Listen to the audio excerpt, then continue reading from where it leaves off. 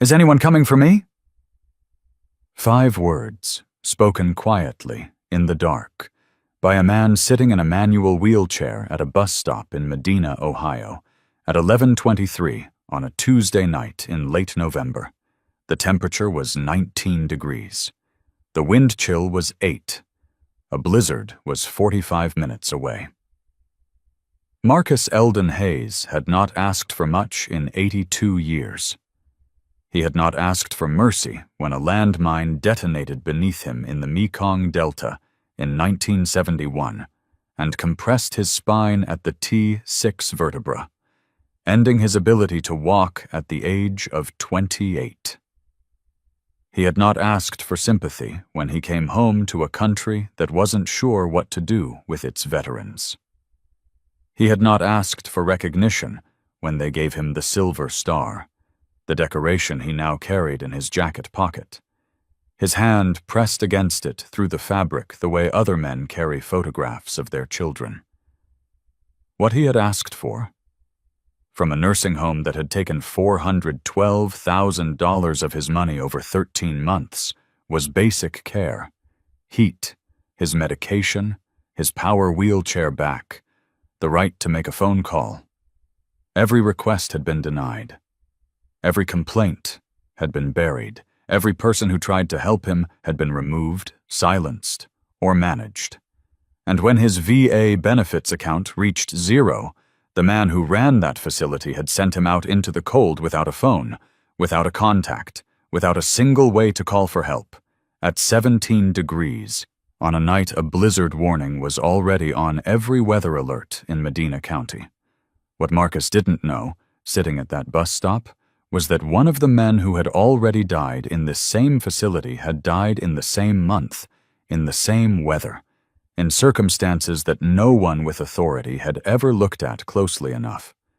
What he also didn't know was that the man on the motorcycle at the curb, the one with the scarred jaw and the leather cut and the USMC tattoo on his forearm, had buried a father in a county nursing facility and had spent 20 years asking himself what he should have done differently. This is their story, and it does not end the way anyone expects. If that hits you the way it hit me, subscribe Valiant Bikers, because we are just getting started. Drop your city in the comments and stay with me. Every story on this channel is about what happens when someone refuses to look the other way. Is anyone coming for me? Marcus Hayes had not planned to say it. He had spent 54 years in a wheelchair learning not to ask for things, because asking made people uncomfortable, and their discomfort had a way of becoming your problem. He had counted things instead: telephone poles, passing cars, the cracks in sidewalks. He had been counting since Vietnam. It was how he kept fear manageable. He had counted 11 cars since 8 p.m. 11 cars in 3 hours and 11 minutes in 19-degree weather at a bus stop on Granger Mill Road where one panel of the corrugated shelter was missing, and the wind came through it sideways, pushing fine, dry snow directly into his face and hands. His right hand was the one that pushed the wheelchair. He had been using it since 1971. It was bleeding now, cracked at 3 knuckles, the cold pulling the skin apart at the joints the way cold does when a man has been refused moisturizer for 8 months in a facility that kept the heat at 64 degrees and called it seasonal protocol. His core temperature, though he had no way of knowing the number, was 93.1 degrees. He knew he was losing time. His speech had been slurring for about 40 minutes. His hands shook in a way that was not voluntary. When he tried to look at his hands, his focus required deliberate effort. He was counting to keep himself here. And then the motorcycle pulled to the curb. It wasn't the first vehicle to stop near the shelter. Earlier, a county sheriff's deputy cruiser had slowed to approximately 8 miles an hour, close enough for Marcus to see the deputy's face clearly through the glass, close enough that he had straightened in his chair. The old reflex, the military bearing that 54 years in a wheelchair hadn't touched. And the deputy had looked at him for several long seconds and then accelerated away without stopping. He had been visible. The deputy had seen him, and still the cruiser had moved on. Before that, 2 women in their late 60s had approached the shelter, identifiable by the tote bags from Medina Community Fellowship and the "What Would Jesus Do" bumper sticker on the minivan they'd parked at the curb. They had looked at Marcus, whispered to each other, and then one of them had addressed him with the particular kind of performed concern that takes nothing out of the performer. "You really shouldn't be out here, sir. Have you tried calling 211? There are resources. We'll pray for you." And then they had gotten back into their warm minivan and driven away. He had not watched them leave. He had put his hand on the metal in his pocket. He had counted cars after that, cracks in the concrete. The irregular tick of the street lamp overhead, which cycled on and off every 40 or 50 seconds. The knock of a loose metal panel against the shelter frame in the wind. He had counted everything he could find to count. I need you to sit with that for a moment. 4 people. A couple, a young man, a deputy, 2 women with a scripture bumper sticker. Not one of them was cruel by nature. Not one of them woke up that morning planning to abandon a veteran in a blizzard. They were just busy, uncomfortable, certain that someone else would handle it.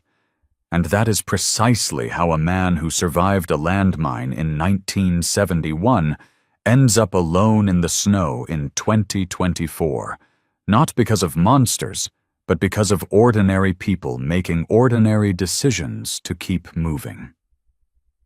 Ask yourself honestly, which car were you the last time you drove past someone who needed you to stop? And then the motorcycle pulled to the curb.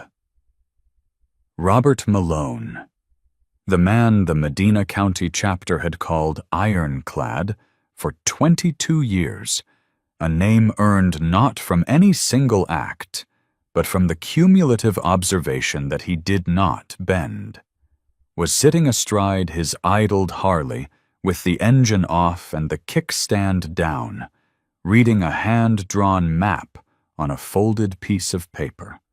The rest of the club had stopped 40 feet back at a gas station. Robert rode point. He always rode point. He was 57 years old, 6'2", built like a man who had loaded shipping containers for 8 years before he found something he was better suited for. He had a deep horizontal scar running from his left jawline to his ear, shrapnel, Fallujah, 2004. Both forearms were sleeved in faded tattoos, the USMC globe and anchor on the left inner wrist, still clean after 30 years. His eyes were pale gray and absolutely still. Most people who saw him for the first time crossed to the other side of the street.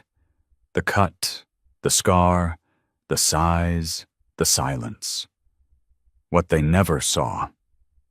In his left breast pocket, folded to a specific crease that hadn't changed in 33 years, was a laminated copy of the Serenity Prayer. His father had pressed it into his hand the day he shipped out. He had not lost it.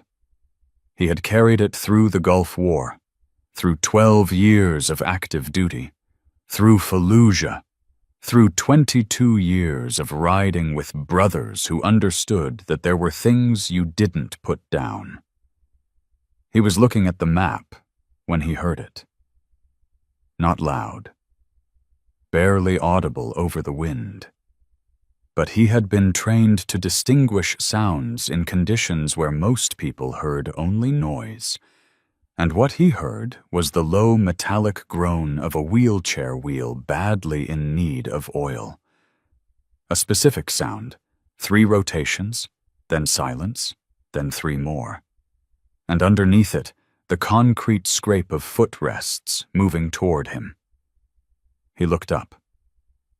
What he saw was an old man in an oversized field jacket, a beige skullcap unraveling at one seam, mismatched wool socks above Velcro shoes, moving through blowing snow in a manual wheelchair with a cracked left armrest. Moving slowly, his right arm doing all the work in short, deliberate strokes, his left supplementing in choppy bursts, his head down, watching the cracked concrete. Steam rising from his breath in ragged intervals. He was moving toward Robert. Not toward the gas station, not toward the road. Toward Robert, specifically. He stopped twice. Once to adjust his grip. Once because his right arm shook and he needed a moment to steady it. He did not look away from Robert between stops.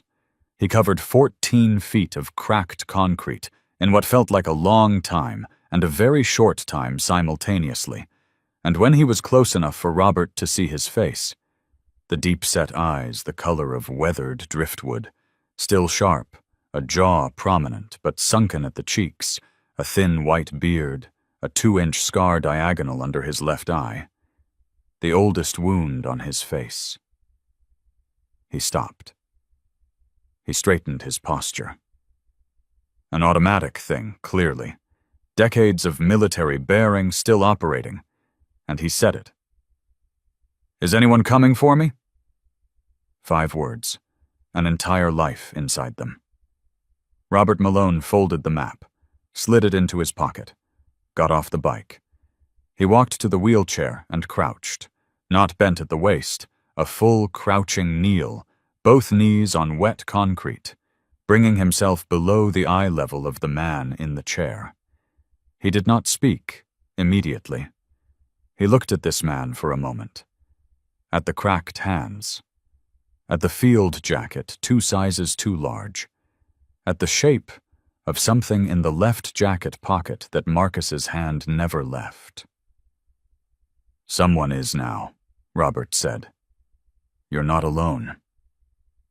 He put his hand, the one with the USMC tattoo, flat on the armrest of the wheelchair, not on Marcus's arm, on the chair, a specific placement, asking permission without asking. He kept his eyes on Marcus's eyes, and he waited. What he didn't know yet, what none of them knew yet, was that the man in that wheelchair was carrying a recording in his head that would eventually result in a federal fraud investigation, a grand jury proceeding, and the arrest of a man who had already been responsible for 1 veteran's death and had calculated, with the cold precision of a man who had done this before, that winter would do the rest. But that was still 45 minutes away from mattering. Right now, what mattered was a man's core temperature dropping toward 90 degrees, a blizzard 3/4 of an hour from making the roads impassable, and one biker crouched in wet snow at a bus stop, holding eye contact with someone who had not had someone hold eye contact with him without an agenda in 8 months. The clock on Robert's phone said 11:27 p.m. The National Weather Service Blizzard Advisory said, "Onset 12:10 a.m. Temperature drop to 4 degrees Fahrenheit by 2 a.m. Snowfall rate 2 inches per hour." He did the math fast. 43 minutes. He stood, looked at Marcus, said, "I need to make a call. Don't go anywhere." Marcus said, almost inaudibly, "I've got nowhere to go, son." The call lasted 47 seconds. "Corpman, it's ironclad. What's going on?" A pause. The weight of the next sentence settling into the cold air before he spoke it. "I need every brother within 30 miles at the Route 18 clubhouse in 20 minutes, and I need you at Granger Mill in Copperfield right now. I've got a paraplegic veteran, hypothermia setting in, and a blizzard 43 minutes out. We are not waiting for county EMS on this one." A beat.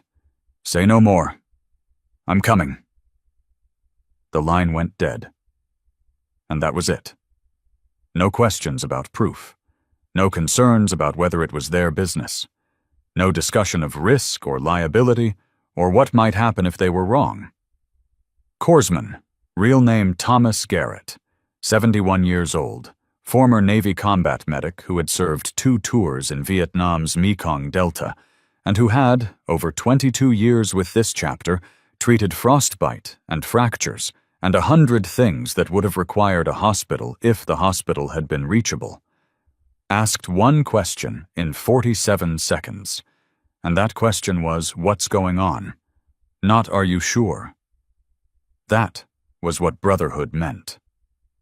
Thomas Garrett arrived at the bus stop 11 minutes later, still pulling on his jacket, and crouched next to Marcus with the practiced efficiency of a man who had been checking vitals in bad conditions since 1971.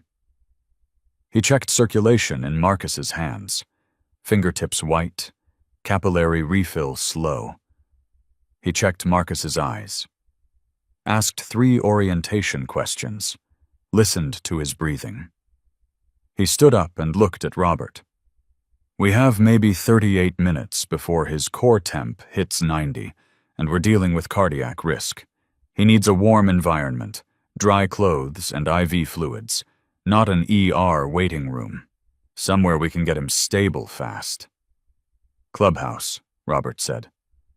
Clubhouse, Thomas agreed. And then Robert looked at Marcus, this man who had been sitting at this bus stop for 3 hours and 11 minutes, who had watched 11 cars pass without stopping, who had been told by 2 women quoting scripture that they would pray for him, and said, "Before we move, I need to ask you one thing. How did you end up here tonight?"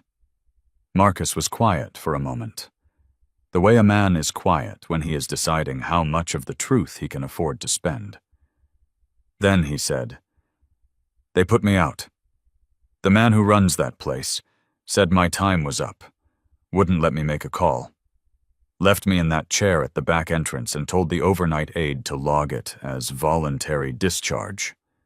He paused. The shaking in his hands was visible now. "It's 19 degrees, son. They knew the storm was coming." Robert's jaw tightened. He said nothing. What he didn't know yet was that Marcus hadn't finished.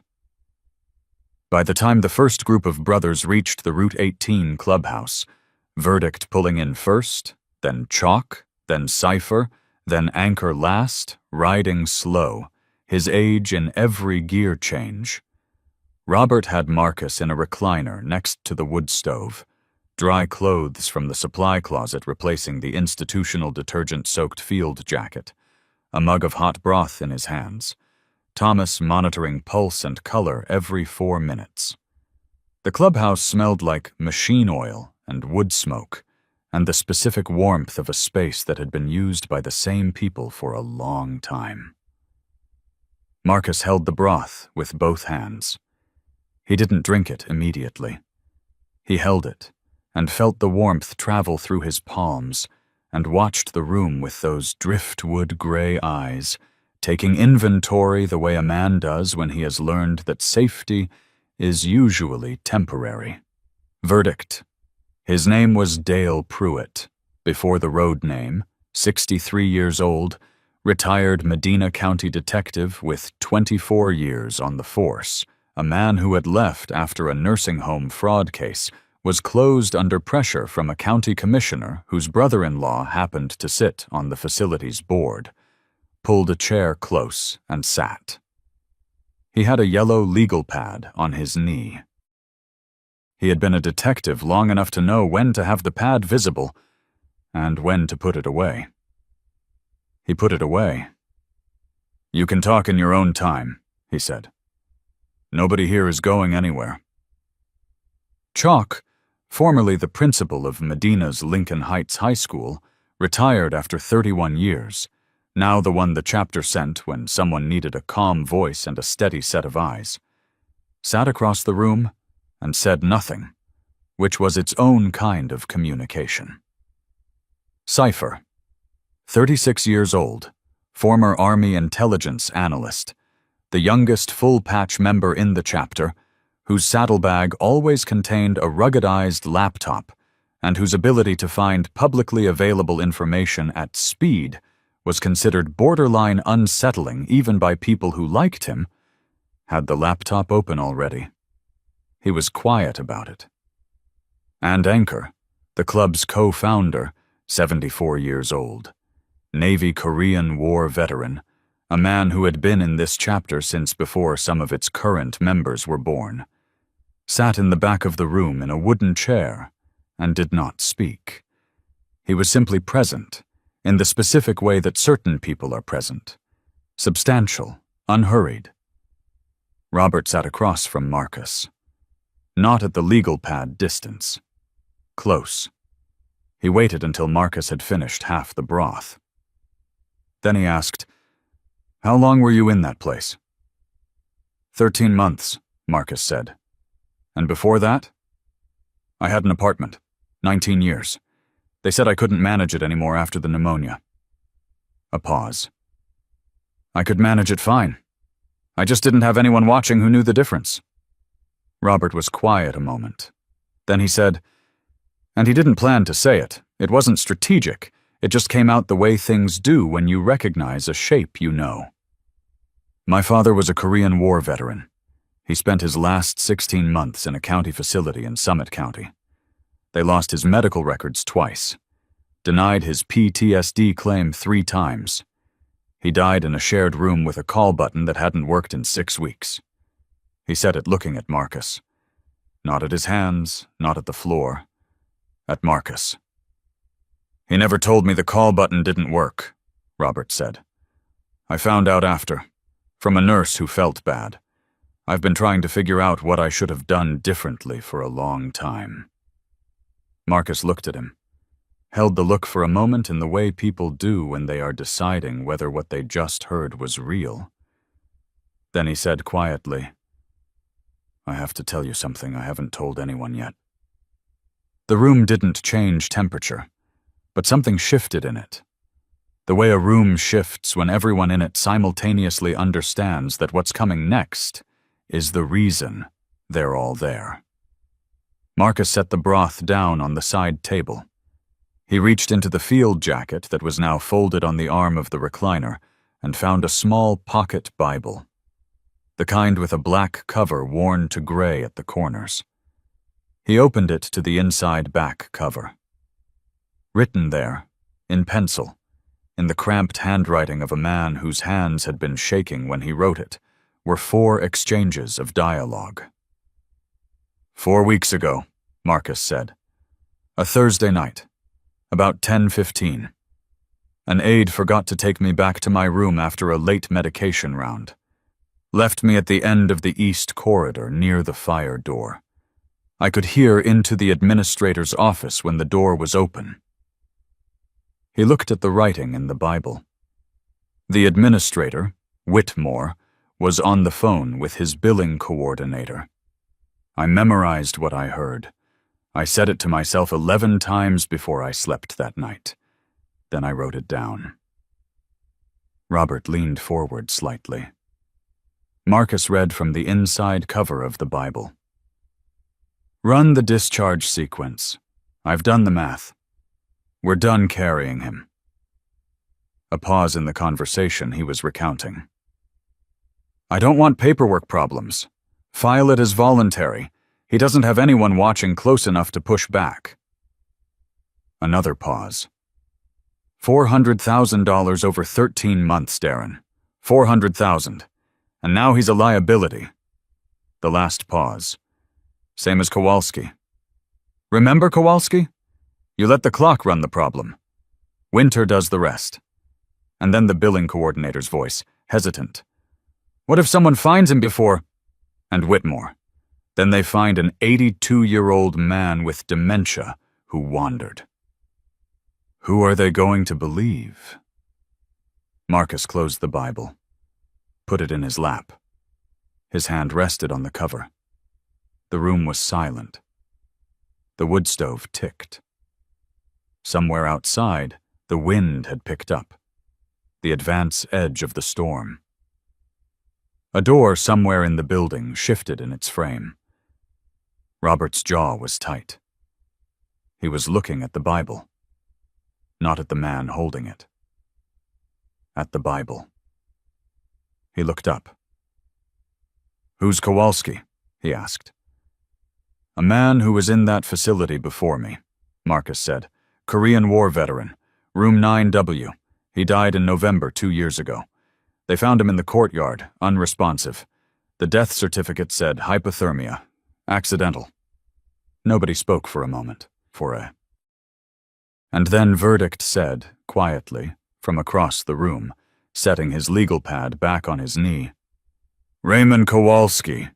I know that name." You might be thinking you know what happens next. 200 bikers rolling up to a nursing home, engines loud, fists ready, chaos and noise and a confrontation that ends in somebody getting put through a wall. That's the story the patch suggests. That's the story most people write before they've met the men wearing it. That's not what happened. What happened was quieter than that.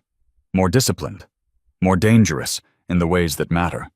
Because Robert Malone had spent 22 years watching what fear and anger produced when they weren't aimed correctly, and he had made a decision somewhere in his late 30s that the point wasn't to feel righteous. The point was to get the job done in a way that the person who needed protecting actually stayed protected. He looked around the room. At Verdict with the legal pad. At Cypher with the laptop already pulling Sycamore Ridge Care Center's LLC filings. At Thomas, still monitoring Marcus's pulse every 4 minutes. At Chalk, who had his phone out and was already writing down the name of Marcus's grandniece in Cincinnati. At Anchor, in the back, saying nothing. "We're going to do this right," Robert said. Not to Marcus, to the room. That means documentation first. It means we understand what we're walking into before we walk into it. And it means he glanced at Marcus, is never alone again tonight. Marcus looked at him. Robert said, "You said you've been counting things since Vietnam. Count on this. You're not going back to that place. Not tonight, not ever. What you heard 4 weeks ago, what's in that Bible? We're going to make sure it gets to people who can do something with it. And what happened to Kowalski is going to get looked at again. By people who can't be managed by a man with a Rotary Club membership and a smile." He stood, turned to the line of men in the room. "Cypher, pull everything. LLC filings, property records, billing history if it's accessible in public records. Verdict, I need everything you remember about the Kowalski case and who shut it down. Chalk, find the grandniece. Don't let the facility get to her first." He turned back to Marcus. "What's in your pocket? Can I see it?" Marcus reached into the folded jacket. He pulled out the Silver Star, Regulation 1971 issue, the silver gone dark to pewter over 54 years, the ribbon frayed but intact, and held it out on his palm. He said nothing. Robert looked at it for a long moment. Did not touch it. Just looked. Then he said quietly, "You earned this country, and this country is going to answer for tonight." He looked at Marcus's eyes. "That's not a favor. That's an obligation." He straightened, turned to the brothers, raised his right fist once, slow, deliberate. "Let's go to work." And now, armed with a Bible's inside cover, a dead man's name, and 75 motorcycles idling in the cold outside Route 18, Robert Malone was about to walk into the ugliest thing he'd found in 22 years of finding ugly things. He just didn't know yet how much uglier it was going to get. By 12:47 a.m., the blizzard had arrived. The first serious snowfall hit Medina County at 12:09, 1 minute ahead of the National Weather Service projection. And within 20 minutes, the roads had gone from passable to cautious to something that the county's overnight dispatch coordinator would later describe in the incident log as hazardous travel conditions, all non-emergency vehicles advised against movement. 75 motorcycles were moving anyway. They came down Route 18 in disciplined formation. 3 columns, tight, smooth. The kind of precision that comes from years of riding together in conditions that would have separated less practiced riders. Robert rode point, as always. Behind him, the formation stretched back far enough that the last riders were invisible through the snow. The rumble started low and distant from the perspective of anyone inside the buildings they passed, like thunder rolling in from the lake, like something building on the horizon that hadn't peaked yet. Then it grew. Windows vibrated. A car alarm on a side street triggered, and no one came out to check it. They did not roar. They moved. There is a difference, and anyone who has seen 75 motorcycles operating with military discipline understands what it is. This was not a mob. This was not a protest fueled by adrenaline and noise. This was coordinated movement with a specific objective, executed by men who knew exactly what they were doing and why, and who understood, with the collective intelligence of people who had been underestimated their entire adult lives, that the most powerful thing they could bring to 4,400 Fenwick Road tonight was not anger. It was presence. Absolute, unmovable, fully documented presence. Sycamore Ridge Care Center looked, from the outside, like exactly what it advertised itself to be. A 2-story brick facility set back from Fenwick Road behind a curved driveway with solar-powered landscape lighting. A sign at the entrance in warm gold lettering, Sycamore Ridge Care Center, where compassion meets excellence. Decorative pots flanking the front doors, empty now in November, the dead stalks of summer flowers still in them, uncleared. A vinyl banner above the entrance reading, "Honoring our veterans. Thank you for your service." The banner had been up since Veterans Day, 3 weeks ago. Beneath it, the facility that had charged Marcus Eldon Hayes $412,000 over 13 months, withheld his prescribed nerve pain medication on a rotating basis, disconnected his call button, lost his power wheelchair, removed his outgoing mail, intercepted his communications with his family, and then discharged him into 19-degree weather with $23 and no phone 2 days before a blizzard. That facility was dark and quiet at 12:47 a.m. Its overnight staff reduced to the skeleton crew that Gerald Whitmore had been running on East Corridor nights for the past 8 months to maximize margin. The 75 motorcycles parked in the overflow lot across the street, one by one in perfect formation. Engines cut off in sequence until only silence remained. The specific, weighted silence that follows a sustained and deliberate sound. The snow continued falling. The banner above the entrance rippled once in the wind.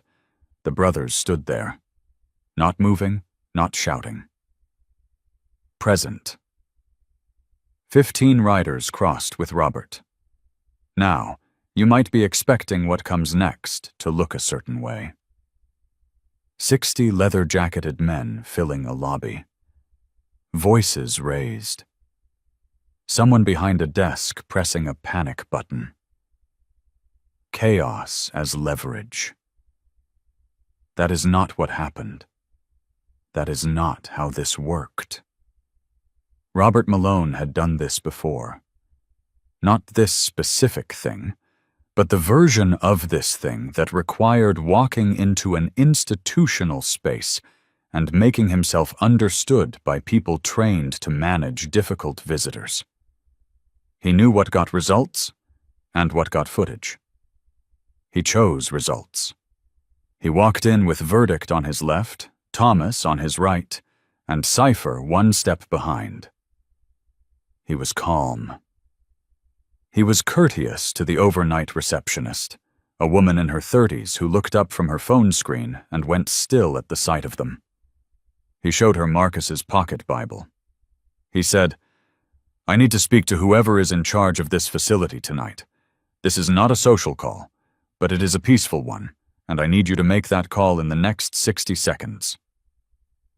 The receptionist made the call.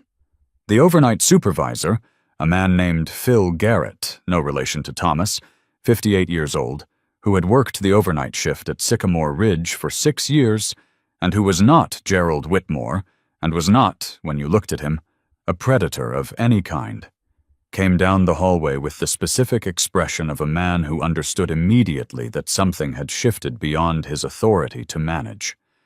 He listened for 4 minutes. Verdict showed him the pocket Bible.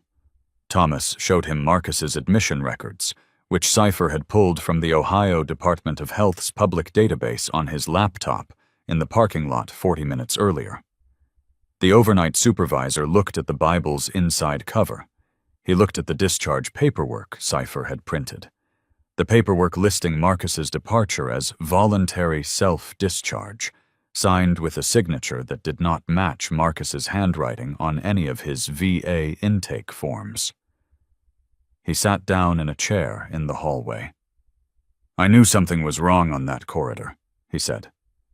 His voice had gone quiet. "I've been on nights for 6 years.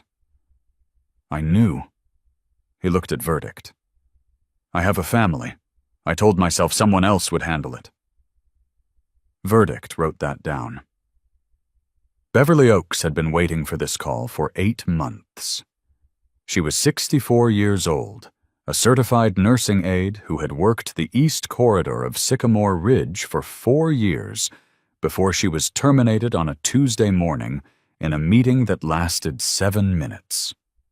She had filed an internal complaint about medication irregularities, specifically that the PRN pain medications for East Corridor residents were being logged as administered on dates when Beverly, reviewing the cart, could account for the medications being physically present and undispensed. She had documented it. She had submitted it in writing.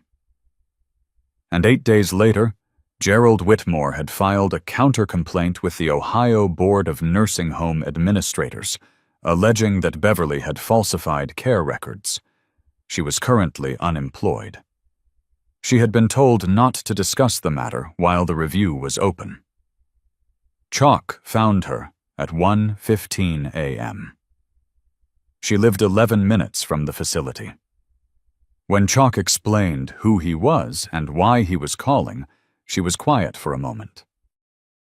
Then she said, "I've been sitting on this for 8 months because I was afraid of what he'd do to my certification.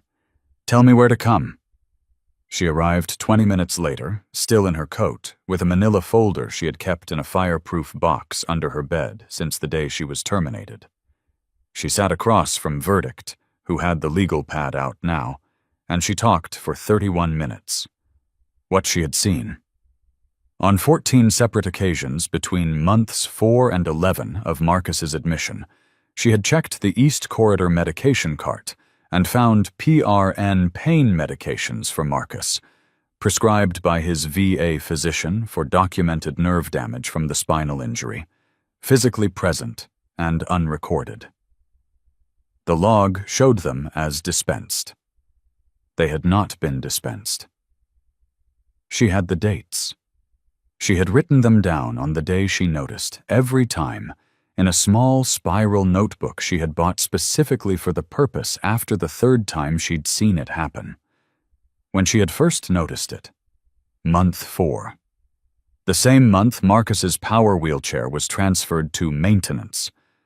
Why she had stayed silent initially. He told every aide on that corridor that if a resident's family called about complaints, it meant the resident was having a cognitive episode, and our job was to document the episode, not relay the complaint. I believed him for the first 2 months. By month 4, I knew it wasn't true.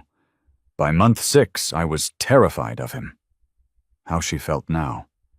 She pressed her hands flat on the table when she spoke. She had been doing that since she sat down, pressing both palms flat, as if anchoring herself to the surface. Her voice held until she said Marcus's name, and then it broke on the word, and she stopped, and gathered herself, and continued. I should have gone to the state board sooner, she said. Not the facilities board, the state. I knew the difference, and I didn't do it. Beverly Oaks did exactly what we tell ourselves we would do. She saw something wrong, and she said so. And it cost her her job, her income, and 8 months of her life fighting a counter-complaint from the man she reported. So here is the harder question underneath this story, not, would you help someone in trouble? Most people watching this right now would say yes without hesitation. The question is, would you help when helping costs you something real? Your job, your reputation, your sense of not wanting to make things worse. That gap between the person we believe we are and the choice we make when it's inconvenient, that gap is where people like Marcus disappear. She reached into the folder and placed the spiral notebook on the table. 14 entries, she said. Dated, initialed. He can't say I made them up after the fact. You can see the ink aging. I wrote them in ballpoint, and then switched to a pen I bought at CVS in month 7 when I ran out of the first one. The color changes at entry 9. Verdict looked at the notebook. He looked at Beverly. You did the right thing, he said.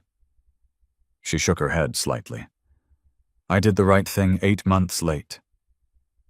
The anonymous aide, the one who had photographed 3 pages of East Corridor medication records on her personal phone, texted Cypher at 1:48 a.m. with a single message. I heard you were here. I can't come in person, but I can send you what I have. She sent the images 4 minutes later. Cypher printed them at the clubhouse's back-office printer via remote connection and had them on the table at Fenwick Road by 2:10 a.m. The records showed a systematic pattern.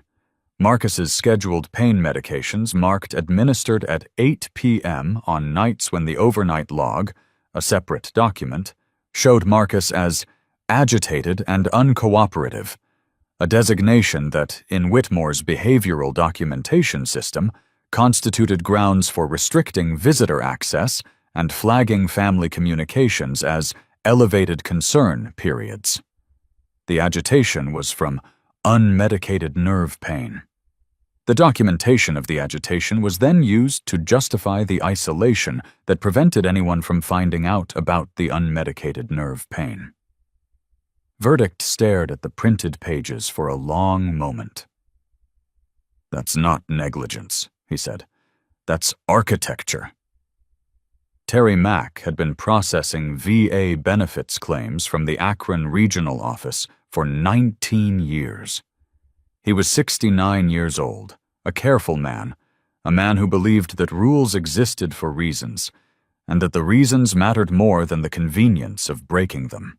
He had flagged Sycamore Ridge's billing account 7 months ago, specifically $74,800 in billed supplemental sensory therapy and enhanced mobility services charged against Marcus's aid and attendance benefit with no corresponding progress notes or licensed therapist signatures. He had forwarded his concern to his supervisor, as instructed.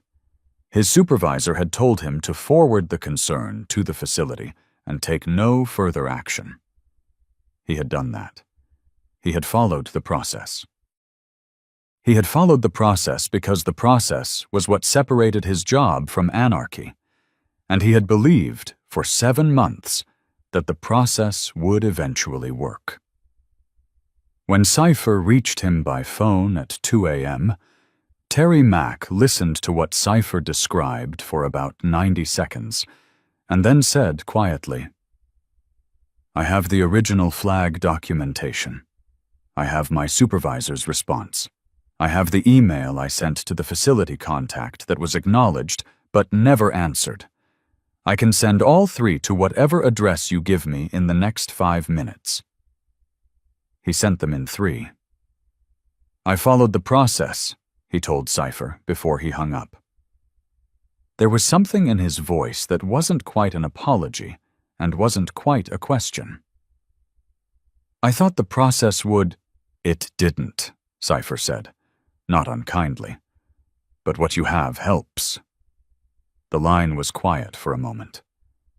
"Tell me he's okay," Terry Mack said. "He's alive," Cypher said. "He's warm. We're working on the rest." Gerald Whitmore lived in Fair Lawn, Ohio, a 20-minute drive from Fenwick Road on a clear night, 35 in the storm. When Robert and Verdict and 2 brothers arrived at his house at 2:31 a.m., Gerald Whitmore was in his kitchen. He was making a grilled cheese sandwich. He had the radio on, a Cleveland overnight sports talk program, the host debating a caller about the Browns' offensive line. He was wearing a gray Henley and plaid flannel pants and reading glasses pushed up on his forehead. He had a spatula in his right hand. The kitchen smelled like butter and warm bread. This was the man who had written, in an email to his billing coordinator 6 weeks earlier, "Hayes account hits 0 end of month. Start discharge documentation. Frame as behavioral." This was the man who had told his overnight aide to log an 82-year-old paraplegic veteran's discharge as voluntary on a night when the temperature was 17 degrees and a blizzard was incoming. This was the man who had said, on a phone call 4 weeks ago, "Same as Kowalski. Remember Kowalski? You let the clock run the problem. Winter does the rest." He looked up when he heard the knock, pushed his glasses down to his nose, and opened the back door. What happened in the next 12 minutes followed a pattern that Robert had seen before. Not in nursing homes, but in other places where a man of practiced charm encounters a situation his charm cannot resolve. It moved through phases as predictably as weather. Phase 1 lasted about 4 minutes, the shoulders dropping into practiced ease, the palms open, the short, self-deprecating laugh designed to establish rapport. Gerald Whitmore had been managing difficult people for 25 years. He was good at it. He looked at Robert and said, with the warm baritone that the Medina Rotary Club had heard introduce veterans' family donation drives for 3 consecutive years, "I think there's been a real misunderstanding here, and I want to help clear it up. Marcus Hayes was discharged through our standard protocol. I personally reviewed his paperwork. He made the request himself. I have documentation. Now, I don't know what he's told you, but Marcus has been experiencing some significant cognitive—" Robert said.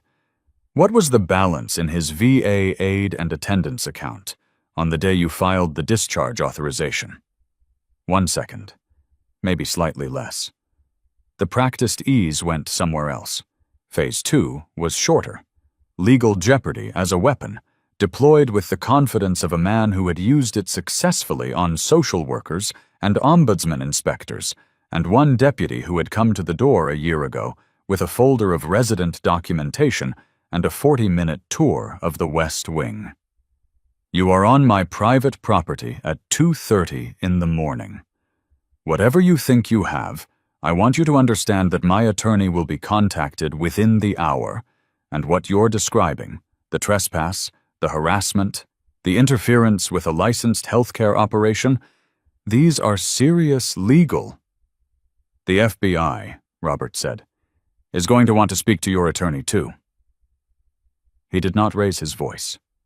He said the 3 letters, FBI, The way you say a name that changes the weight of a room. Gerald Whitmore's face shifted. He understood, in that moment, that this was not a conversation he could manage his way out of. Phase 3 lasted under 2 minutes. A man stripped of his tools reaches for the last lever available. The presentation of himself as a victim.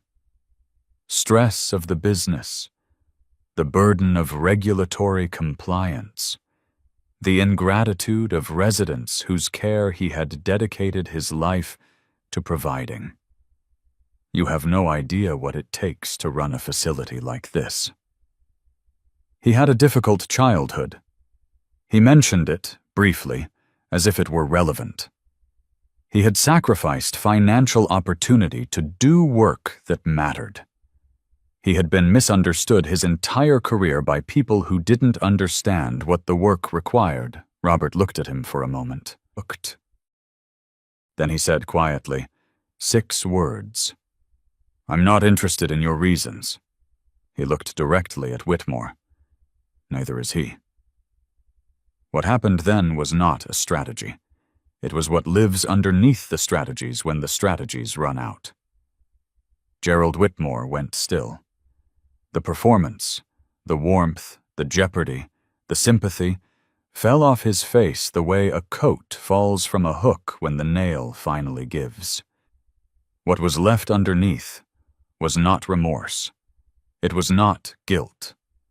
It was the expression of a man who had been very careful for a very long time, and who understood, with the sudden clarity of someone watching a door close on a room they cannot re-enter, that he had miscalculated once, and that the miscalculation was terminal. His hands, which had been open and demonstrative throughout phases 1 through 3, closed at his sides. He said, I was careful. His voice was different. Not the baritone, something flatter. I was so careful. The police arrived 4 minutes later. Medina County Sheriff's deputies, 3 units, summoned by verdict 45 minutes earlier with a specific list of what they were going to find and where to find it. Gerald Whitmore did not resist. He stood in his kitchen doorway, still in the Henley and flannel pants, while they read him his rights. He asked once, quietly, if someone could call his neighbor about his dog, whether someone would make sure the dog was fed, as if the dog were the thing that needed handling, as if the world he had built, and the lives he had destroyed within it, could wait while he sorted out the logistics. He was charged that night with elder financial abuse, fraudulent billing of federal benefits, unlawful discharge of a dependent resident into life-threatening conditions, and falsification of medical records. Additional charges would follow within 72 hours. Bail was set at $500,000. Gerald Whitmore, whose net worth was estimated at $2.1 million, could have made bail. His accounts, by the time bail was set, had been frozen by an emergency court order filed at 4 a.m. by a federal prosecutor whose name would become relevant in the morning. He did not make bail. He was remanded to Medina County Correctional Facility. When the deputy guided him through the kitchen door, he glanced back at the stovetop. The grilled cheese had burned. The smoke alarm, somehow, had not gone off. Justice had been served. But justice wasn't the ending. It was only the beginning. Robert was back at the clubhouse by 3:40 a.m. Marcus was asleep in the recliner, the silver star on the side table next to him, Thomas monitoring his breathing from across the room. His core temperature had come up to 97.2. His hands were no longer shaking. In sleep, the military bearing softened, the jaw unclenched, the deep-set driftwood eyes still, the thin face settling into something that looked, for the first time in the night, simply old and simply tired, rather than old and fighting. Thomas looked at Robert when he came in. Robert shook his head slightly. Not a negative, a settling, the gesture of a man who has done the thing that needed doing and is now processing the weight of it. He poured coffee. Sat. Cypher was still at the table.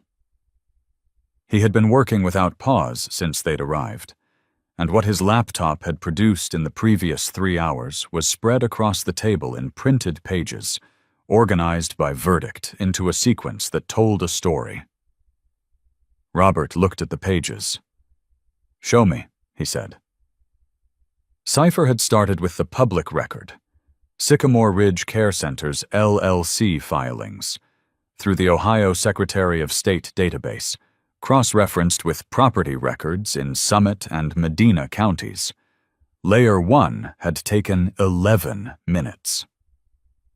What it showed, Sycamore Ridge Care Center, LLC, was a subsidiary of a parent company called Fenwick Care Holdings, which was itself majority-owned by a holding entity registered in Delaware called GW Meridian Partners, LLC. All 3 entities listed the same registered agent. The registered agent's address was Gerald Whitmore's home in Fair Lawn. Layer 2 had taken 22 minutes, pulling VA billing records through the public audit database the Office of Inspector General maintained for flagged providers. Sycamore Ridge had been flagged once, 14 months ago. The flag Terry Mack had filed. The flag had been administratively closed with a notation.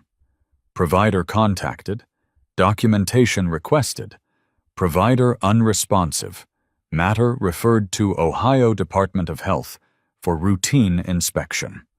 The Ohio Department of Health inspection had found minor procedural issues. No resident harm identified. Follow-up scheduled in 18 months. Layer 3 took Cypher 47 minutes, and when he found what he found, he sat back from the laptop and said quietly, to no one in particular, "There's another one." Verdict leaned in, looked at the screen. The name was not Raymond Kowalski, not yet. The name was Walter Finn, age 77 at the time of admission. Korean War veteran, former machinist from Barberton, Ohio, admitted to Sycamore Ridge Care Center in March 2020. V. A aid and attendance benefit recipient. Personal savings. Documented at approximately $41,000 at admission. Discharged, listed as voluntary, in February 2021. 11 months after admission. Cause of death. Pneumonia with cardiac complications.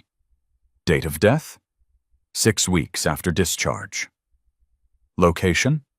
Akron City Hospital Emergency Department, where he had been brought by a neighbor who found him unresponsive in his apartment. His apartment. He had an apartment to be discharged to. But the VA benefits account, Cypher found in a subsequent pull from the public audit trail, had been charged $116,000 over 11 months for services that included. And here Cypher read directly from the screen, his voice flat. Enhanced cognitive engagement programming, specialized mobility rehabilitation, premium nutritional counseling, and individualized sensory integration support. Walter Finn's death certificate listed no next of kin. Nobody had filed a complaint. Nobody had looked. 3 years before Kowalski, verdict said. He was not looking at the screen. He was looking at the table. And Kowalski 2 years before Marcus. Same season, same billing pattern, same discharge framing. He picked up his pen. Put it down. This isn't a nursing home administrator who cut corners, he said. This is a man who developed a system and ran it 3 times. Nobody spoke. The refrigerator hummed. Somewhere outside, a motorcycle that had been left running cut off. The wood stove ticked, And every man in that room understood, without saying it out loud, that they had not simply saved Marcus Eldon Hayes from a cold night at a bus stop. They had walked into the third iteration of a predatory operation that had already taken 2 men's lives and had been calibrated, with each repetition, to avoid detection. Darren Howell had been Gerald Whitmore's billing coordinator for 6 years. He was 44 years old, possessed a bachelor's degree in health services administration from a mid-tier Ohio university, drove a Hyundai Sonata he was 2 payments behind on, and had told himself for 6 years that his job was to manage billing and that what happened to residents was a matter above his pay grade. He had been on the phone call with Whitmore 4 weeks ago. He had heard the same words Marcus had memorized. He had said, "What if someone finds him before?" and had stopped because the answer Whitmore gave him had been clear enough to understand and terrifying enough to want to stop hearing. He had gone home that night and made dinner. He had watched television. He had gone to sleep. He had done this for 4 weeks. Verdict found him at his apartment in Brunswick at 5:15 a.m. He knocked twice. Darren Howell answered the door in the specific state of a man who has been awake and expecting this knock for several hours, dressed, hollow-eyed, holding his phone like it was evidence he hadn't decided whether to surrender. Verdict showed him the pocket Bible. Howell looked at the handwriting on the inside back cover. Looked at it for a long time. "I want to talk to a lawyer," he said. "You can have one," Verdict said. "Before or after you decide whether to cooperate with a federal investigation that already has your name on a phone record. Your call, Darren." He said it without malice, without theater. The way a man who spent 24 years investigating things says something true. Darren Howell sat down in the doorway of his own apartment, still holding his phone, and talked for 19 minutes. What he revealed: 2 billing accounts, one under a subsidiary LLC cipher had not yet found, registered in Indiana, used specifically to receive wire transfers from residents' personal accounts, routed to avoid the $3,500 reporting threshold. Walter Finn's account, Raymond Kowalski's account, Marcus's account. 3 sets of transfers, each below threshold, each to the same receiving account. He also confirmed that the discharge of Marcus Hayes had been calendared 3 weeks in advance, that the paperwork had been prepared before Marcus was notified, that the notation of voluntary self-discharge had been Whitmore's instruction, verbatim, in a text message Howell had screenshotted and never deleted because some part of him that still functioned had understood that this was the kind of thing you did not delete. He sent the screenshot to Cypher's number at 5:34 a.m. Verdict put his pen down. "You saw what happened to those men," he said. Not loud. "And you kept billing." Darren Howell looked at the floor. "I know," he said. His voice was a flat thing. No defense in it, no mitigation, just a man who had weighed the calculation and made the wrong choice, and who had known, on some floor of himself, that it was wrong, and had made it anyway. This, the narrator understood, was the harder thing to look at. Not Whitmore. Whitmore was a predator, a man who made a calculation and pursued it with operational precision. That was comprehensible in the specific way that monstrous things, once named, become comprehensible.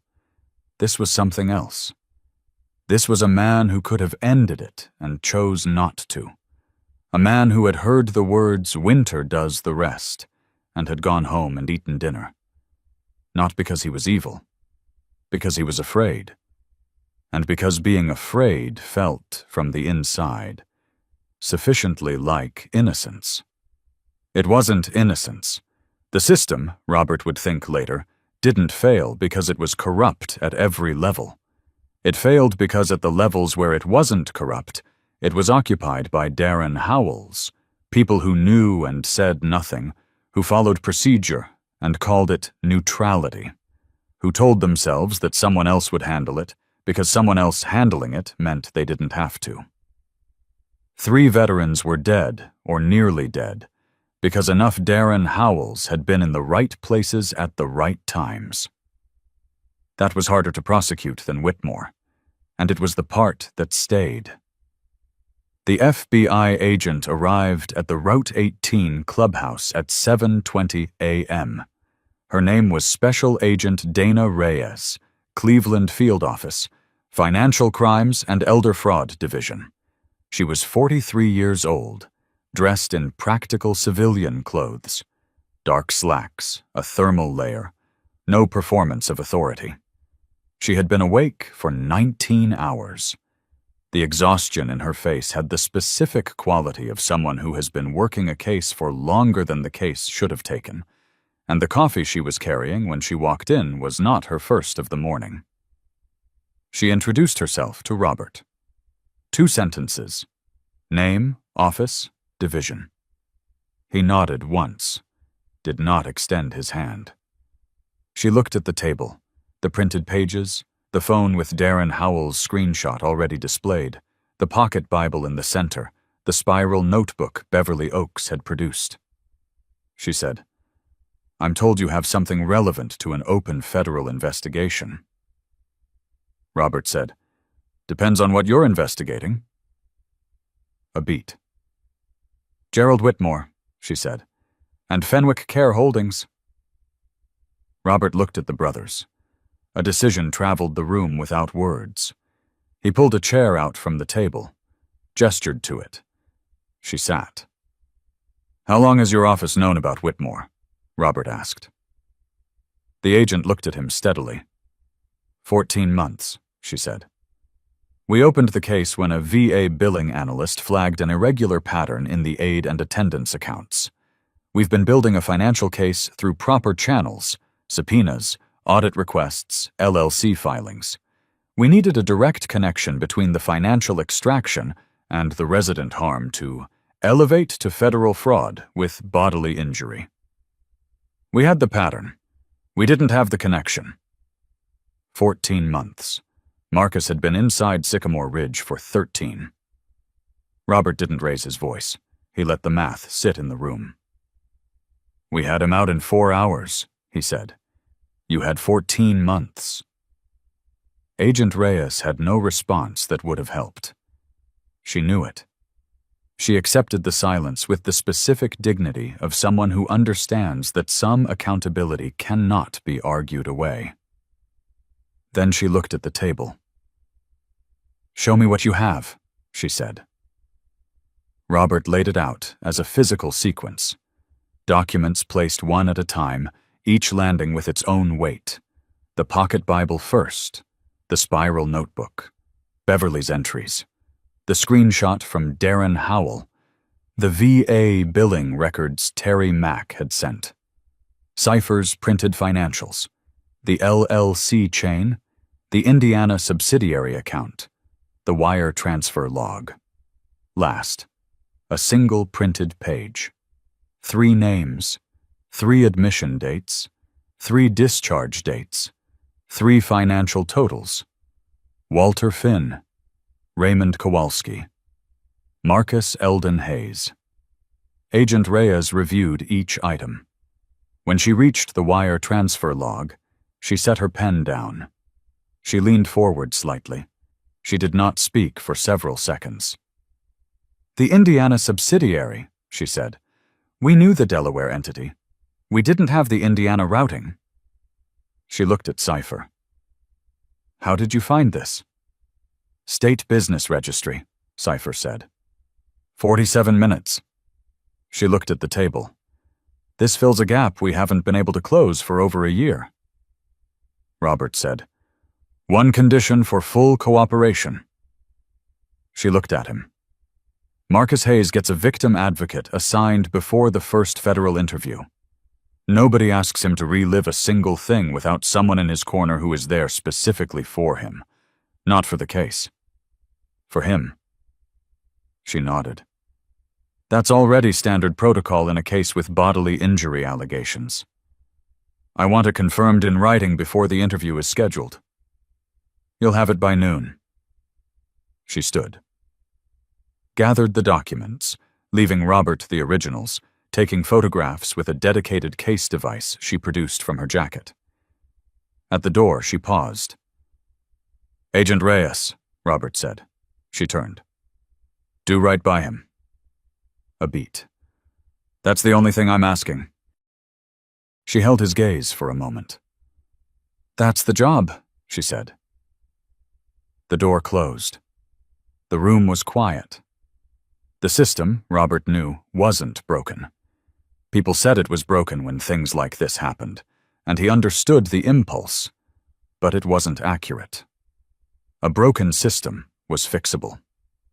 You identified the failure point and you repaired it.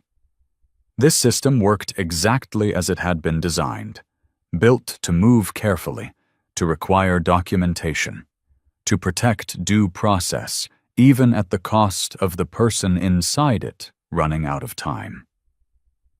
Nobody had designed it to be cruel. It had simply turned out, sometimes, to be slow. Slow in ways that cost Walter Finn 6 weeks after discharge. Slow in ways that cost Raymond Kowalski a November morning in a courtyard.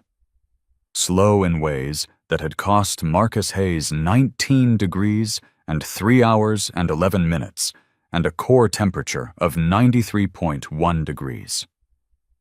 The brothers hadn't replaced the system. They had bought the time the system needed to work. That wasn't a small thing. It wasn't a comfortable thing, either. But it was the accurate thing, and Robert had always preferred accuracy to comfort. The full scope assembled on the table by 8:30 a.m. 3 victims, spanning 5 years. Walter Finn, Raymond Kowalski, Marcus Eldon Hayes, all military veterans, all aid and attendance benefit recipients, all admitted during periods of medical vulnerability, all financially exhausted within 11 to 13 months, all discharged or deceased in late autumn. Total funds extracted across all 3 accounts. $689,000, including billing fraud, personal account draws, and VA benefit overclaiming. Timeline of operation.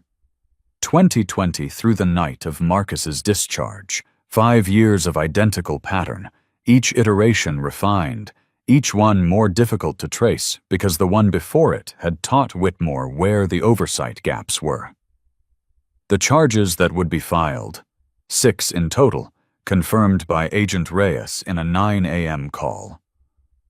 Elder financial abuse, federal benefit fraud, unlawful endangerment of a dependent adult resulting in bodily harm, falsification of federal medical billing records, conspiracy to commit financial fraud against federal benefit programs, and, because of what Darren Howell's testimony implied about Raymond Kowalski's final days and the unlocked courtyard door, negligent homicide, pending investigation. 6 charges, 3 victims, 5 years. $689,000. And for 5 years, a system designed specifically to catch this had looked at it and found minor procedural issues.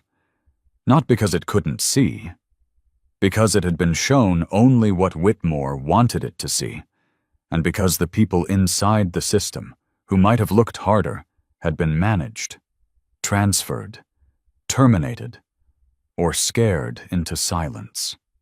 3 veterans, Robert thought, looking at the page. 3 men who survived wars and came home and lived their lives and ended up in a room that was 9 by 11 feet with a disconnected call button. 3 men the system was supposed to protect. He turned the page face down. Justice had been served. But justice wasn't the ending. It was only the beginning. Marcus Eldon Hayes was examined at Medina County Hospital's emergency department at 9:47 a.m. on a Wednesday morning in late November. Thomas sat in the waiting room while the examination happened. He had brought a thermos of coffee and a folded wool blanket from the clubhouse supply closet. Not for himself, for Marcus, because the examination rooms in the ED ran cold, and Thomas had been doing this long enough to think 3 steps ahead. When the attending physician, Dr. Priya Anand, came out to find the large man in the leather cut sitting alone in the waiting area with a folded blanket on his knee, she stopped. "Are you family?" she asked. Thomas looked up. "Brotherhood," he said. "Close enough?" She considered this for a moment. Then she sat down across from him and told him what she had found. Core temperature, on arrival, fully restored to 98.4 degrees, owing to the warming measures Thomas had implemented at the clubhouse. Early-stage frostbite on 3 fingers of the right hand, the pushing hand, the one that had driven the wheelchair through cracked concrete and blowing snow for 3 hours and 11 minutes. 2 stage 2 pressure wounds on Marcus's left hip, consistent with a mattress that had not been rotated in a significant period of time. Documented malnutrition. Current weight 134 pounds against a frame the VA records showed had carried 157 pounds 2 years ago. Evidence of chronic undertreatment of documented nerve pain, visible in the muscle tension patterns and in Marcus's own account of when he had last received his prescribed medication. She looked at Thomas when she finished. "How long was he in that facility?" she asked. 13 months, Thomas said. She was quiet for a moment. Then she said quietly, "Thank you for getting him here when you did." Thomas nodded once. He held the folded blanket. "Can I take this in?" he asked. She smiled. A brief thing. A tired thing. Real. "Room 7, she said. Marcus was sitting up in the hospital bed when Thomas came in, dressed in a hospital gown, his silver star on the tray table beside the bed where he had placed it himself, within reach. He looked at Thomas, at the blanket. "You thought ahead," he said. "Force of habit," Thomas said. He draped the blanket over Marcus's lap and sat in the chair beside the bed. The room smelled like antiseptic and the faint warmth of the heating vent above the door. Through the window, the blizzard had dropped to intermittent flurries. The worst of it passed. The sky, the particular flat white of a winter morning that has spent itself. "What happens now?" Marcus asked. "Now," Thomas said, "you get treated properly. After that, we work on the rest." He handed Marcus a phone, a simple prepaid model, fully charged. "Chalk got your grandniece last night. She knows everything. She's on her way from Cincinnati. Should be here by noon." Marcus looked at the phone. He looked at it the way a man looks at something he had lost access to and had stopped expecting to hold again. He set it down carefully on the tray table next to the silver star. "She believed them," he said, "about the dementia, the behavioral issues." "She believes you now," Thomas said. "That's what matters." Marcus was quiet. He pressed his hand flat against the tray table, not the metal, just the surface, just the solidity of something real and warm. Then he said, to the window more than to Thomas, "I kept counting. At the bus stop. I counted because if I stopped counting, I was afraid I'd go somewhere I couldn't come back from."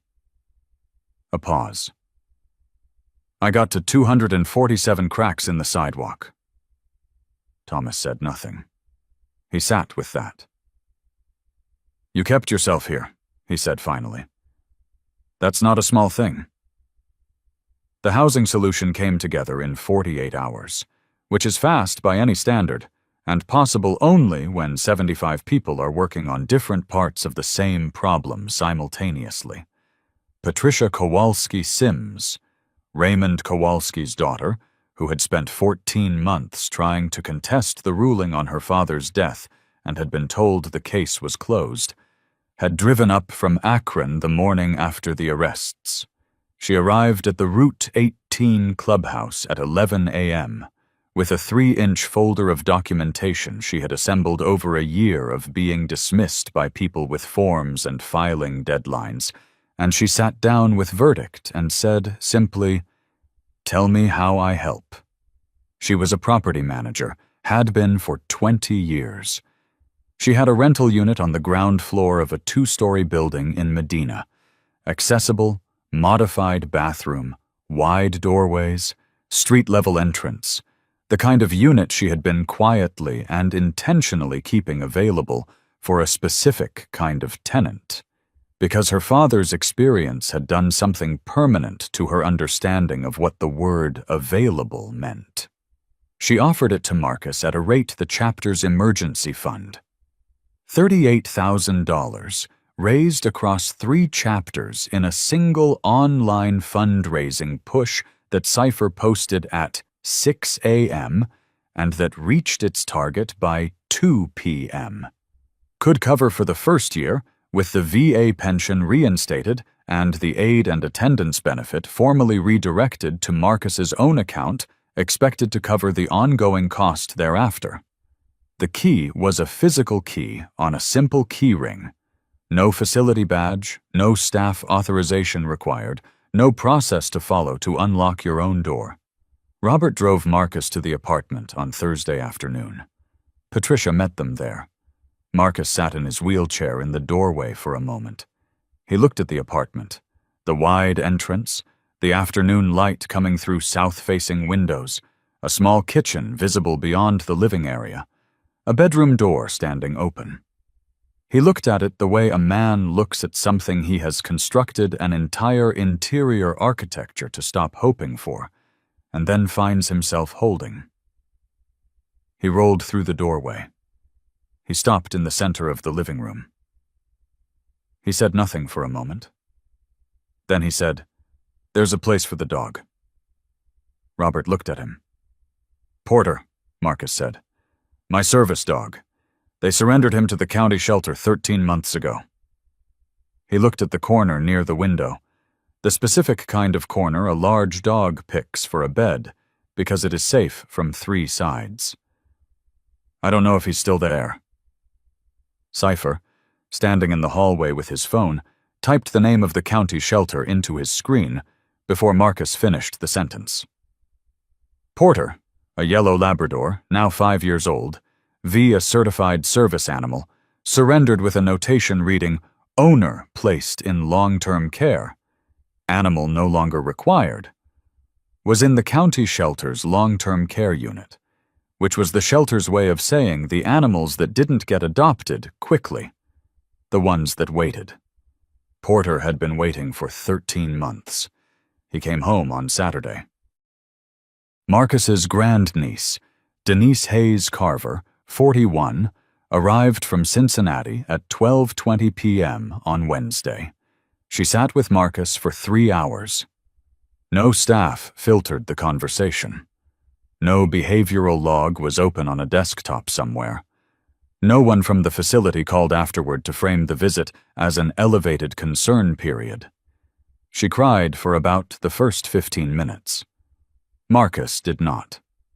He sat across from her in the hospital room and held both her hands in his cracked, frost-bitten hands and said, "They were good at it.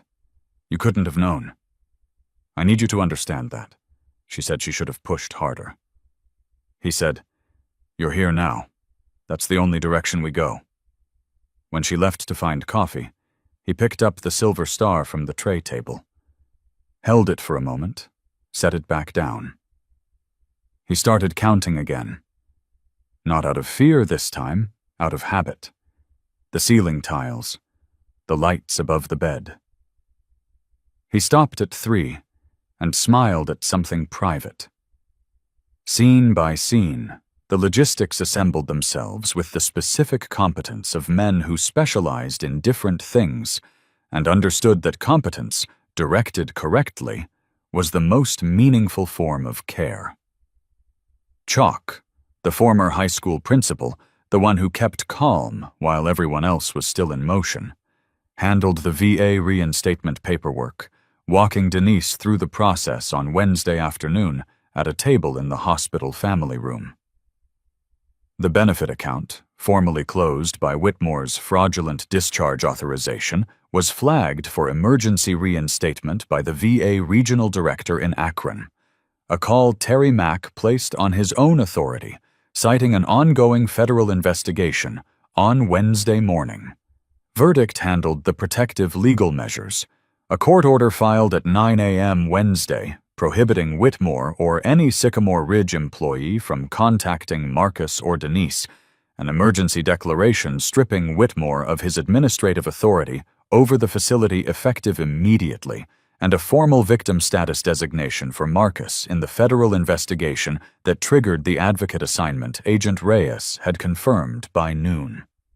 Thomas handled the medical follow-up, scheduling Marcus's first appointment with a VA physician who had reviewed the full chart and who, upon seeing the record of withheld nerve pain medications against Marcus's documented spinal injury, said 3 words in the hallway that Thomas remembered for a long time.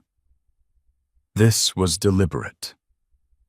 And on Saturday afternoon, when Porter, the yellow lab, 5 years old, 13 months waiting, was brought through the door of the apartment on a leash held by Cypher, who had driven to the shelter himself, Marcus was sitting in his wheelchair in the center of the living room. Porter crossed the room in a straight line and put his head in Marcus's lap. Marcus put both hands on the dog's ears. He said nothing. He did not need to say anything. The apartment smelled like coffee Denise had made in the kitchen and the specific clean warmth of a heated space that was no longer institutional. Through the south-facing windows, the last of the November light was going the way it goes in Ohio in late autumn. Not dramatically, just quietly withdrawing, the way daylight knows to leave when it's done. Robert watched from the hallway, through the open door. He had not planned to stay. He had planned to hand Marcus the extra set of keys and leave. He stayed for another minute. What he felt was not pride. It was not satisfaction, exactly. It was the specific grief that lives in the same room as relief. The understanding that the man in that chair had spent 13 months in a 9 by 11-foot room with a disconnected call button, and that no amount of right action in the present could return what had been taken from him, only work around the absence of it. He didn't say this to anyone. He put his helmet on in the parking lot, started the engine, rode. But this story isn't really about a nursing home, or a bus stop, or a man in a wheelchair in the snow. It's about what it costs a society when it decides some people are no longer worth the trouble of seeing. 7 months later. Marcus Eldon Hayes turned 83 in June, at a picnic table outside the Route 18 clubhouse, in weather that was the exact opposite of the night they'd found him. Warm and still, the kind of Ohio summer evening that smells like cut grass and motor oil, and the particular sweetness of charcoal just past its peak. Porter was under the table. Denise was there, and Patricia Kowalski-Sims, and Thomas, and Chalk, who had brought a German chocolate cake because he had asked Denise what Marcus's favorite was and had not been satisfied with "anything is fine." Verdict came late, straight from a meeting at the federal courthouse that he was not yet at liberty to describe, but whose outcome was visible in the set of his face when he walked in, the specific settled quality of a man who has seen a long thing reach its conclusion. Cypher had made a sign. It said, "Happy Birthday, Ironclad's Problem Now," with an arrow pointing at Marcus. Marcus had laughed when he saw it. A genuine laugh. Not the careful, managed thing a man produces when he is not sure whether laughter is safe. A real one, full and unguarded. He ate 2 pieces of cake. He had gained 9 pounds since November. His hands were no longer cracked. The frostbite on the 3 fingers of his right hand had healed with minimal residual sensitivity. Thomas had checked twice. He had a new power wheelchair, custom built by 3 chapter members, and a machinist in Akron who had done the framework at cost, because Cypher had explained the situation, and the machinist had said he'd served 2 years in the Army, and that was all the explanation he required. The Silver Star was mounted in a small welded bracket on the frame. Cleaned, restored, the pewter dark silver brought back toward its original brightness by a chapter member who restored antique motorcycles and understood metal. It was positioned where Marcus could see it when he rode. He could see it now.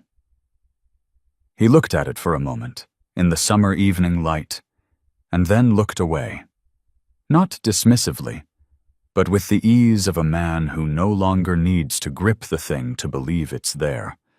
The Sycamore Ridge investigation closed its federal phase 9 months after the night on Granger Mill Road, with a result that Patricia Kowalski Sims framed and hung in her office in Akron, and that Terry Mack kept a copy of in his desk drawer at the VA regional office in a manila envelope labeled simply "Done."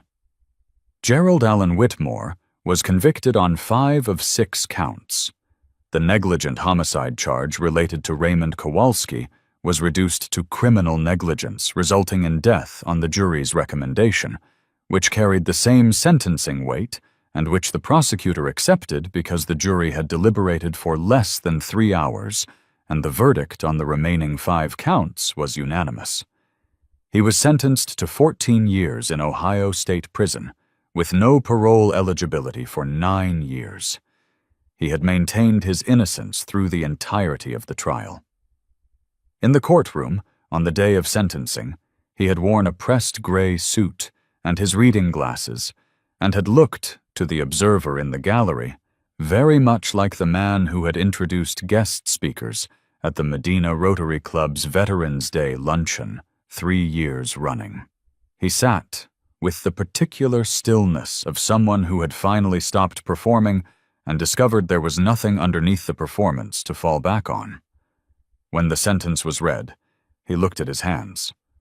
Darren Howell cooperated fully with the federal investigation and received a plea agreement.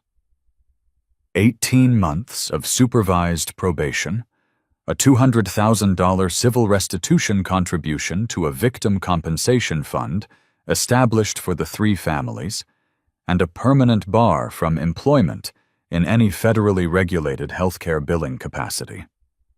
He did not appeal. He was, by all accounts, a man who had made a calculation and paid for it, and who would spend the remainder of his life in the specific company of that knowledge.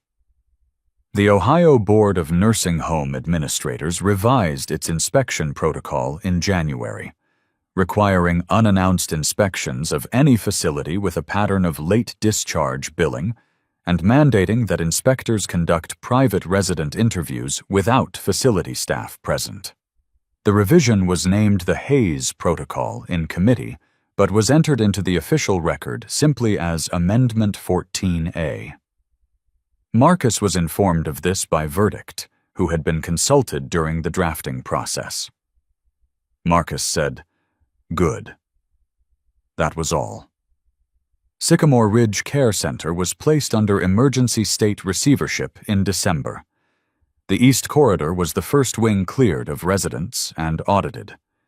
Room 14E, the 9 by 11-foot room at the end of the corridor, the call button disconnected at the base, the window facing the concrete service wall, was photographed, documented, and included as evidence in the federal trial. It was subsequently renovated under state supervision, the call button replaced with a full alert system, the mattress replaced, the thermostat calibrated and locked to a minimum of 70 degrees. The new residents on the East Corridor had no idea what the room had been. Someone should tell them. Not to frighten them, to let them know that someone had already paid attention, so they didn't have to pay for it again. 2 years after the night on Granger Mill Road. Beverly Oaks passed her recertification examination and returned to work as a certified nursing aide, not at a private facility this time, but at the Medina County Veterans Home, a state-operated facility whose residents were, by definition, the people she had spent 4 years trying to protect in a place that hadn't wanted them protected. She still had the spiral notebook. She kept it in her work bag, not to look at, just to carry. Some things you carry not because you need them, but because they're the record of the person you decided to stop being. She mentored 2 younger aides in the first year, both women in their 20s who were learning the work, and who were, she could see, the kind of people who would notice things, and might, without guidance, tell themselves it wasn't their place to say so. She told them both the same thing. If you see something wrong with a resident's care, your instinct to report it is not an imposition. It is the job. The whole job. The thing they hired you to do, and the thing that nobody can make you stop doing unless you decide to stop. She told them this in the break room, over coffee, the way things that matter are usually said, not as a speech, just as a fact, passed from one person to the next across a table. The way truth moves when it moves at all. 3 years after. Marcus Eldon Hayes was contacted by the Ohio Long-Term Care Ombudsman's office in the spring, not as a subject of an investigation, but as a potential consultant.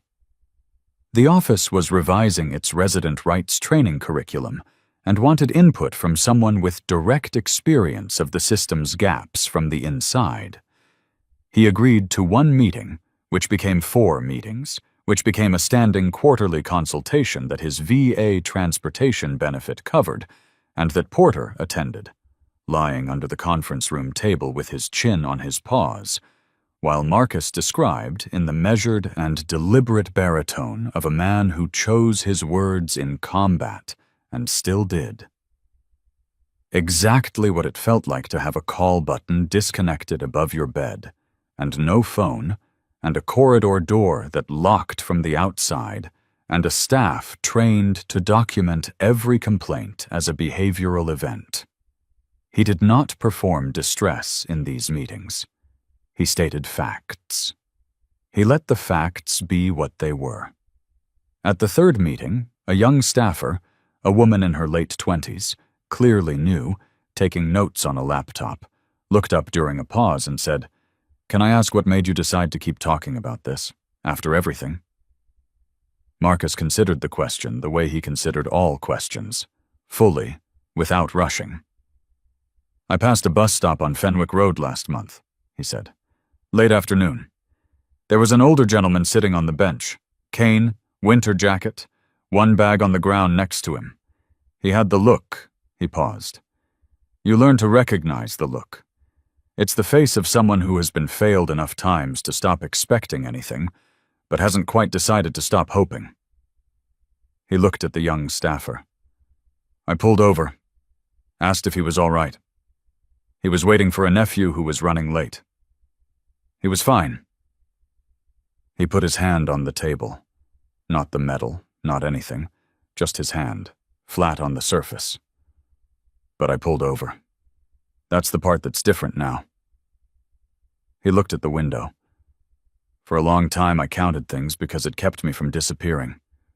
Telephone poles, cracks in sidewalks, cars passing at bus stops." A pause. "I still count, but now I count different things." He looked at the young staffer. "I count the people I didn't drive past." Robert Malone was not at the birthday party in June when the verdict came in. He was in Lorain County, where a 17-year-old boy with a broken arm and a fabricated story about how it happened had been walked into the county emergency room by a neighbor who had finally, after 2 months, knocked on the door that kept closing. Robert had gotten the call at 6 a.m. He had left by 6:15. He rode point, as always. He had a folder on his phone, created the night Marcus Hayes was discharged from Medina County Hospital, updated every time a case resolved, labeled with 3 words that no one else had ever seen, because it wasn't for anyone else. Why We Ride.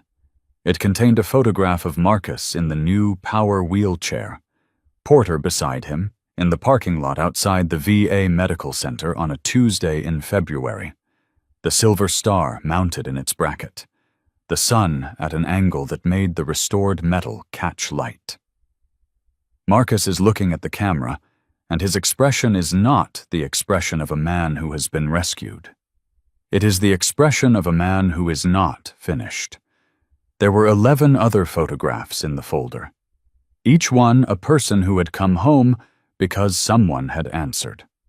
Robert rode north on Route 18 in early November, the road wet from overnight rain, the trees stripped bare, the sky the flat gray of Ohio autumn. He had ridden this road 1,000 times. He knew every curve, every frost heave, every place where the pavement darkened under the overpass and emerged on the other side into open air. He passed the intersection of Granger Mill and Copperfield Avenue at 7:14 a.m. The bus stop bench was empty. The corrugated shelter stood with all its panels intact. Someone had replaced the missing one over the summer, or possibly years ago. He had just never noticed, because there had never been a reason to look. He did not slow down. But he looked. He had lost his father in a shared room with a non-functioning call button. He had carried a laminated prayer for 33 years, and he had not figured out, in all that time, how to make the system move faster than it moved. He had not solved that problem. He had not replaced the system, or repaired it, or made it into something it wasn't designed to be. What he had done was show up at a curb at 11:27 p.m. and crouch in wet snow and put his hand on a wheelchair armrest and say, "Someone is now. You're not alone." That was not a complicated thing. It was a small thing performed at exactly the right moment. The road curved north, the trees thinned. The sky opened up over a long, flat stretch of Ohio farmland, brown and waiting for winter, the horizon wide and unobstructed. He thought about his father, about the call button, about the 16 months in the shared room and the 3 denied claims and the records that the VA had lost twice and never apologized for losing. He thought about what his father had said the day he shipped out, pressing the laminated prayer into his hand. Not be careful and not come back safe, but pay attention. That's all. Just pay attention. He had been paying attention for 33 years. He reached into his left breast pocket, the one with the specific crease, the one that hadn't changed in 3 decades, and touched the laminated edge. Still there. He kept riding. There is a word for what Marcus Hayes spent 13 months surviving, and it is not one word. It is a system of small cruelties, each one deniable on its own. Each one designed to remain invisible unless someone was paying close enough attention to see the pattern. Disconnected call buttons, withheld medication, forged signatures, filtered phone calls, a door at the end of a corridor that self-locked from the outside. None of those things announce themselves as evil. They announce themselves as procedure, as protocol, as the way things are done.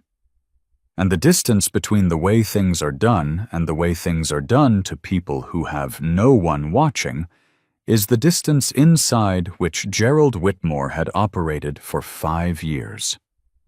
If you have a parent in a facility, if you have a neighbor you haven't checked on, an uncle who sounds strange on the phone, an older person in your life whose world has gotten quieter and smaller in ways you've told yourself are normal, this story is asking you to look again. Not with suspicion, with attention. Ask the uncomfortable question. Stay for the answer. Make the phone call you've been meaning to make for 3 months. Visit in the middle of the week when visits are unexpected. Ask to see the room. Ask what the call button does. You do not need 75 motorcycles to change what happens to someone. You need to be the person who doesn't drive past the bus stop. You need to pull over. Before I go, if this story hit close to home, here are real places to turn. In the United States, call the Elder Care Locator at 1-800-677-1116. Free, government-run, connects you to local services in every state. Or visit longtermcare.gov to file a complaint about any nursing facility. In the United Kingdom, contact AGE UK at 008006781602 or the Care Quality Commission at cqc.org.uk to report concerns about a care home. In Canada, each province has a long-term care ombudsman. Search your province, long-term care complaint, and the office comes up directly. In Australia, call the Aged Care Quality and Safety Commission at 1-800-9-518-22. Free, confidential, handles complaints about any registered facility. In Vietnam and Southeast Asia, contact your country's Ministry of Health Elder Welfare Division or reach out to local veterans associations who often have direct advocacy channels. You do not have to know everything to make the call. You just have to make it. The number costs nothing. The call might save everything. If this story stayed with you, subscribe Valiant Bikers so we can keep telling the ones that don't get told anywhere else. Share this with someone who needs to hear it. And in the comments, tell me, was there a moment in your own life when someone showed up for you, or when you showed up for someone else, even when you weren't sure it was your place? Tell me that story. I'll read everyone. On a Tuesday night in late November, at a bus stop at the corner of Granger Mill Road and Copperfield Avenue, an 82-year-old man in an oversized field jacket sat in a manual wheelchair in 19-degree weather and asked a stranger 5 words that contained an entire life. What he didn't know yet was that the stranger had been waiting for 22 years to be the answer to exactly that question. He just hadn't known who was going to ask it. He does now.